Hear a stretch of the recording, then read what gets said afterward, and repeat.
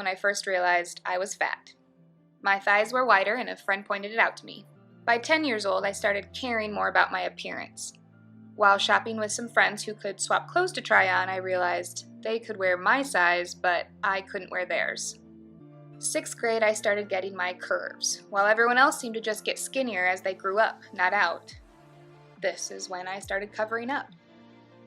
At 13 years old, I was wearing baggy sweatshirts, sweatpants, and even pajamas to school because I did not want people to see my body. I also started noticing the boys, and when one of them found out I had a crush on him, he laughed, referring to me as the chubby one. Between 7th and 8th grade, I decided I had to lose weight. I created my own radical diets, like eating only saltines and water for a week. The boys in class started noticing me, and teachers and friends' parents told me I was losing my baby fat. I liked this attention. The positive effect the attention had on me faded quickly. I was at a friend's house and one of our guy friends went around telling every other girl that she looked anorexic, as if it were a compliment. When he got to me, his eyes grew wide like he obviously hadn't thought this all the way through. This started my binging phase. I wouldn't eat during the school day, and by the time I got home, I'd eat everything in sight. From age of 14 and on, I would try every diet I heard of, and when I could afford it, I would buy every supplement I heard of. Atkins, South Beach, Weight Watchers, Hydroxycut, Hollywood Juice Cleanse. You name it, I tried it. And when my instant gratification wasn't satisfied, I started abusing my body. I would starve myself. I tried throwing up my food. I even heard of a girl at school taking a handful of pills so she would get sick and quickly lose that last few pounds. I did it all. Into adulthood, I even turned to hormones and had to inject myself with a needle while maintaining a very low-calorie diet. I abused my body. I talked down to myself and hated the reflection staring back at me in the mirror. I used my outgoing personality and sense of humor to hide the true pain I was really feeling.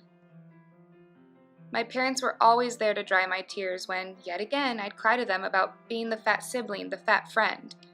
They were always there ready to go on walks with me before school, pack healthy lunches for me, and encourage healthy solutions, meanwhile having no idea what I was doing in private.